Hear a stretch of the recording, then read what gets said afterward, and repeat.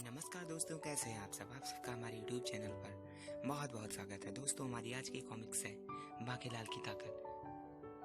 विशालगढ़ की ओर तेजी से अग्रसर बाकीलाल और विक्रम सिंह उस रात विश्राम के लिए एक ही वृक्ष पर मचान बनाकर निद्रामग्न हो गए थे, किंतु आधी रात के समय एकाएक बाकीलाल की निद्रा टूट गई और यह विशाल का है बिच्छू कहाँ से आ गया?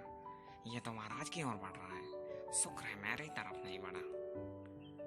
मैं और बिच्छू, मैं हूँ झूम झूम झुमरू, पकड़ पे घूमू बन के घुमरू, मैं तो चला प्यार से डंक चुभोता चला।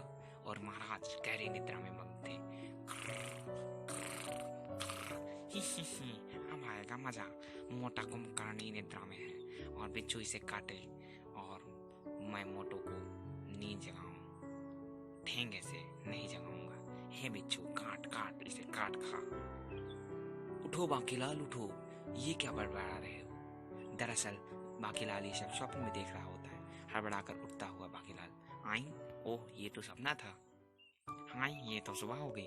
बाकीलाल, हमारी सुबह तो तब होगी जब हम विशालगढ़ पहुंचेंगे और मेरी उस दिन जिस दिन वो सुंदर दृश्य मेरी आंखों के सामने से होकर गुजरेगा। इसी के साथ दोनों वृक्ष से नीचे उतर आए। वृक्ष से उतरकर अभी थोड़ी दूर पहुंचे थे कि आह महाराज वो देखिए, आह बाकीलाल वो देखो। चलो पहले वहीं चलते हैं और ऋषि का आशीर्वाद लेते हैं। बाकीलाल, मुझे तो ये कोई बहुत पहुंचे हुए ऋषि लगते हैं, हमें इनका आशीर्वाद लेना चाहिए।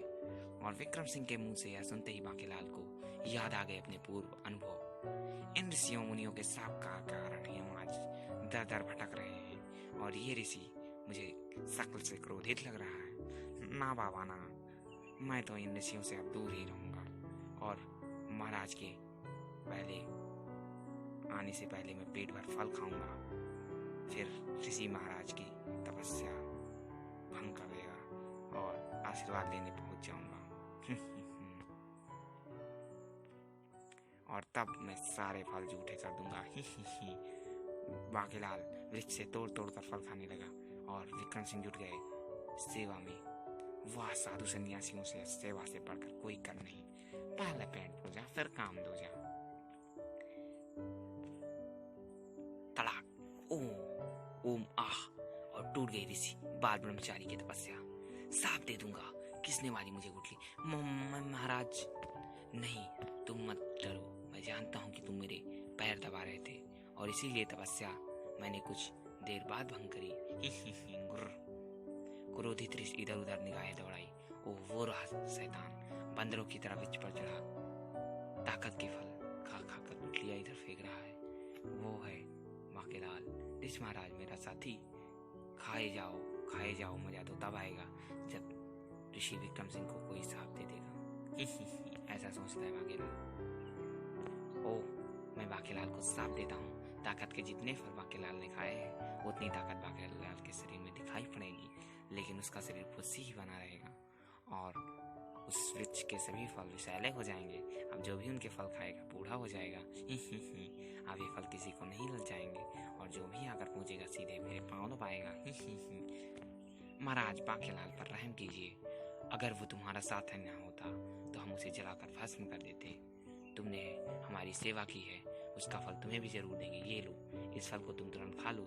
इसके फल से तुम किसी से पराजित नहीं होगे, जैसी आपकी आज्ञा महाराज। और इसने विक्रम सिंह को अवधि बता दी जब तक कि यह वरदान का असर कायम रहना था। उसके बाद ऋषि बाल ब्रह्मचारी पुनः तपस्या हो गए और बाकीलाल सांप के विषय में बताया तो दुखी होगा, ऐसा सोचकर महाराज उसे नहीं बताते।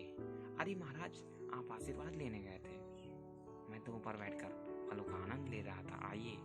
और फल जब ऊंचाई पर पहुंचने से विक्रम सिंह चढ़ जाएगा तो मैं अपने दम से वो डाली तोड़ दूंगा और फिर वो मर जाएगा।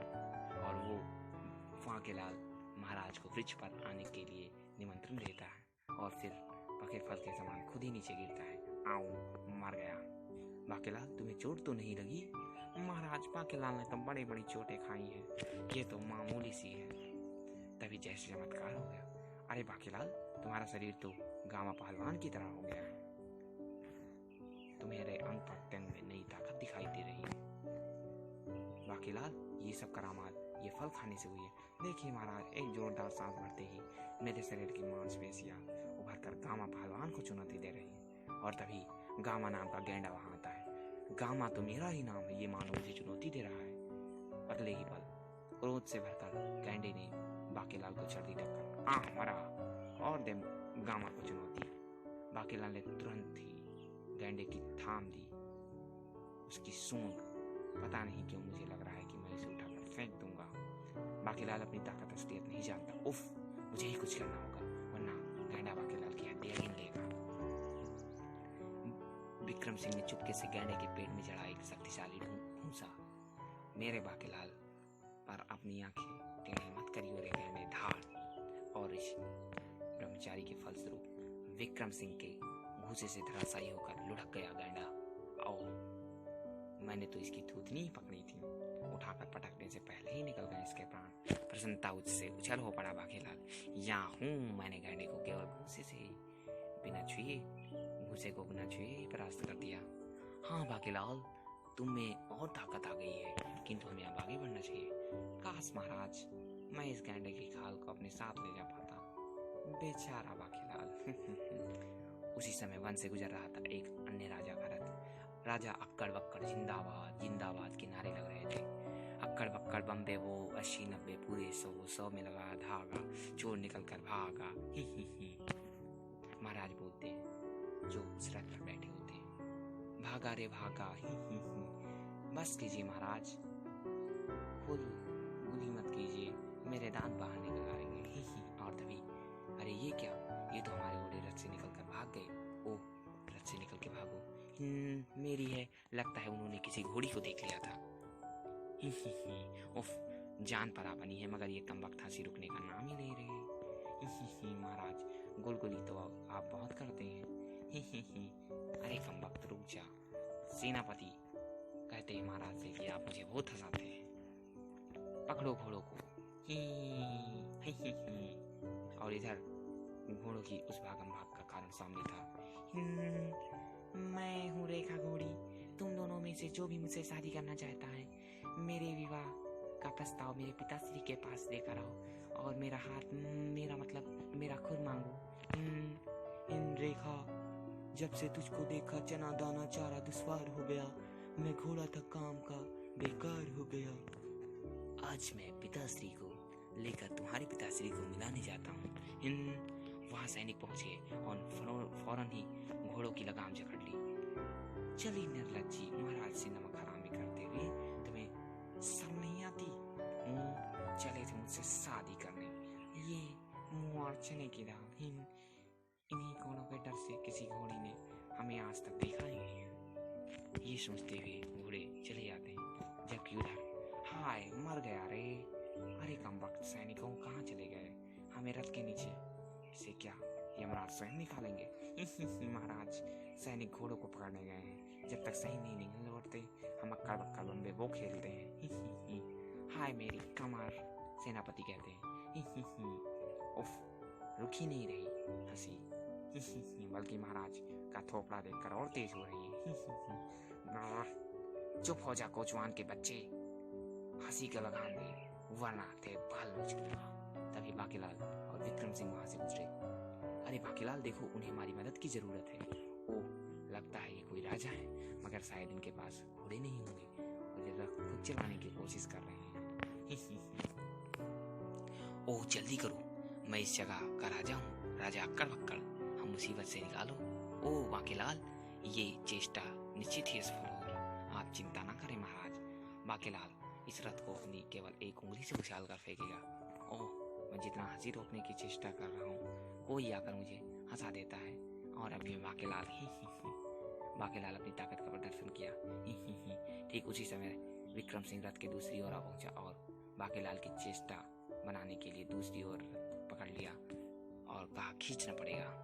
इस प्रकार प्रत्यक्ष बाकीलाल ने रथ को अक्कड़ बक्कड़ और उसके सैनिकों के ऊपर से हटाने में सफलता कर हासिल की। ओफ, बड़ा भारी रथ था। थक गया। सचमुच भारी है रथ। देखो महाराज, मेरी ताकत का कमाल। अब जाकर रुक रही है मेरी हंसी। और फिर प्रसन्नता के बाद कोट पर राजा कड़वकर, मिल गया याहू। बाकीलाल, मैंने तुम्हें अपने राज्य देवनगर में भारोत्तोलन प्रतियोगिता में शामिल होने का निमंत्रण देता हूँ, किंतु महाराज, पहलवान मारा सिंह का क्या होगा? अरे, ये बाकीलाल कमाल का आदमी है। बाकीलाल की खोज के पश्चात अब कारा सिंह का क्या हो सकता है? वाह, क्या टोले हैं। किंतु महाराज, कुछ तो बताइए कि गारा सिंह है कौन और कैसी प्रतियोगिता हो रही है देवनगर में? मैं तुम्हें विस्तार से बताता हूँ, सुनो। मैंने देवनगर में एक भारोत्तोलन प्रतियोगिता का आह्वान किया है, जिसमें कई राज्यों के नामी गिनामी पहलवान हिस्सा लेने के लिए देवनगर में पहुंचे हैं। मच्छर पहलवान तो जीतेगा ही इस बार खिताब। खिचड़ी चड्ढी पहलवान जीतेगा। चिकड़ी पहलवान के आगे भला कौन टिकेगा? तमगा पहलवान जंगल का पानी भी पी जाता है, जितना खाता है उससे ज्यादा निकल जाता है, उसकी ताकत बनी रहे। सब आपस में हर कोई अनुमान लगा रहा होता है कि कौन जीतेगा। किंतु मेरे लिए ये बेहद खेद का विषय कि मेरे राज्य में आयोजित होने वाली प्रतियोगिता में मेरे राज्य से कोई भी पहलवान हिस्सा नहीं ले रहा। महामंत्री मूंछ के बाल, ये शर्म की विषय है। हमारे इतने बड़े राज्य में एक भी पहलवान हिस्सा नहीं। हम अपनी ओर से प्रतियोगिता में शामिल कर चुके। जी हाँ महाराज, हमें चुल्लू भर पानी में डूब मरना चाहिए। जल्दी से खड़े होकर कहा सेनापति बदला सिंह ने। किंतु महाराज, मारा सिंह तो है सही। सेनापति बदला सिंह मारा सिंह जैसे घमंडी पहलवान को अपनी ओर से प्रतियोगिता में शामिल नहीं करना चाहते। राजा, बच्चे दाल कच्चे, अगर तूने ऐसा नहीं किया तो मैं तेरा तख्ता पलट दूंगा, सोचता है मारा सिंह। महामंत्री मूंछ के बाल अत्यंत गंभीर थे। शायद आप ठीक कह रहे हैं महामंत्री जी। किंतु महाराज, जब राज्य में कोई पहलवान नहीं है तो मारा सिंह इस प्रतियोगिता में शामिल करना ही होगा। ठीक है, हम स्वयं वहां जाएंगे। किंतु महाराज, कारा सिंह की शर्त के मुताबिक वो तभी इस प्रतियोगिता में हिस्सा लेगा जब आप अखाड़े में जाकर उसे प्रतियोगिता में हिस्सा लेने का निमंत्रण देंगे। और हम मारा सिंह को प्रतियोगिता में शामिल होने के लिए निमंत्रण देने जा रहे थे, तभी तुमसे मुलाकात हो गई। बोलो बाकीलाल, तुम क्या इस प्रतियोगिता में भाग लोगे? इस प्रतियोगिता में देवनगर की विजेता को 5 घोड़ी, 10 हाथी, एक शानदार रथ और स्वर्ण मुद्राएं, हीरे पन्ने और 2 सप्ताह की शाही मेहमानी मिलेगी। और हारने पर 5 सुअर, 10 झाड़ू, 2 कचरा वाली, 50 घोड़े, जूतों का हार, मुंह काला करके गधे की सवारी और सफाई कर्मचारी का दर्जा प्राप्त होगा। ये सुनते ही बाकीलाल की लार टपकने लगी। बाकीलाल इस प्रतियोगिता में हिस्सा जरूर लेगा। तभी महाराज, हम घोड़ों को पकड़ लाए। महाराज को रथ के नीचे घोड़े किसने निकाला? ओह, जल्दी से उन्हें वापस रथ में जोड़ो, हम महल में जाएंगे। और फिर सर पर दौड़ पड़ा रथ। और विक्रम सिंह जी, मेरे साथ चिड़िया उड़ी खेलो। ठीक है बाकीलाल, जब तक रथ में से तुम महल पहुंचे, आओ हम बक्कड़ बक्कड़ खेलते हैं। बक्कड़ बक्कड़ बम्बे बो। क्यों नहीं महाराज, जरूर। उधर एक नकाबपोश घुड़सवार घोड़े से उतरा और अखाड़े की ओर बढ़ा। गारा सिंह को बताना जरूरी है। गारा सिंह के सामने नकाबपोश जैसे ही अपने नकाब खोले, अरे सेनापति जी, आप यहाँ अचानक? हाँ गारा सिंह, महाराज को पहलवान मिल गया है और तुम्हारी प्रतियोगिता से कुत्ती समझो। क्या? कौन है जिसकी मौत मेरे हाथों होगी? उसका नाम बाकीलाल है। नारा सिंह, मैं अपनी मित्रता का फर्ज निभाते हुए तुम्हें प्रतियोगिता में शामिल करने की जो चेष्टाएं की थी वो सब व्यर्थ चली गई। सेनापति जी, मैं भी देखूंगा उस पहलवान प्रतियोगिता में कैसे शामिल होता है। मैं हूँ गारा सिंह, आखिर हम बचपन से मित्र हैं। उधर बाकीलाल अभ्यास में जुट गया। ओह, इनमें सबसे अधिक वजन यही है, इसी से अभ्यास शुरू करता हूँ। लेकिन ये क्या? ये तो हिलता नहीं, मुझे समझ नहीं आ रहा है किसका वजन, तो मैं उठा ही लूंगा। वो कोई देख तो नहीं रहा मुझे? तब बाकीलाल उसे आधे वजन उठाने की चेष्टा की, मगर मेरी ताकत को क्या हो गया, मुझसे एक भी नहीं उठ रहा। और तब मुश्किल से उठा पाया बाकीलाल यह वजन। उफ, अब यह बात बाकीलाल को पता चली अपनी असलियत। वो लगता है फलों की ताकत का असर समाप्त हो गया है और इतना समय भी नहीं है कि मैं जाकर फल खाऊं। सुरक्षा कर्मियों के मुताबिक कोई भी प्रतियोगिता खत्म होने से तक नहीं जा सकता। अब क्या होगा अगर किसी ने मुझे वजन के साथ कसरत करते देख लिया तो क्या होगा? इस समस्या का हल तो निकालना ही पड़ेगा। और न जाने आगंतुक प्रतियोगिता की सर्वाधिक चर्चा फैल गई थी बाकीलाल की, इसलिए चोरी चोरी उसके अभ्यास के ढंग जानने की हर कोई बेचैन था। ओ, मेरा शक निकला सही। अन्य पहलवान चुपके चुपके मुझे अभ्यास करता हुआ देख रहे हैं। इसी आशंका को देखते हुए मैंने भारी भरकम दिखने वाली एक गत्ते के वजन बनवाए थे ताकि इससे रौब दिखा सकूं। हम बहुत हल्का है, थोड़ा वजन और बढ़ाना होगा। अरे बाप रे, ये बाकीलाल तो जीते ही जीते। और फिर आधी रात को जब चारों ओर शांति हो गई, बेटे बाकी अभ्यास से सब कुछ संभव है। मौजूदा परिस्थितियों में केवल रात्रि को ही अभ्यास करने को विषय है। विवश हूँ, माफ कीजिएगा, बीच बीच में कहीं गलती हो जाती है, उसके लिए क्षमा चाहता हूँ। इस प्रकार एक अंधेरे में कोने में जाकर बाकीलाल जुट गया अभ्यास में। हम अब प्रतियोगिता की तरकीब से काम लेना होगा।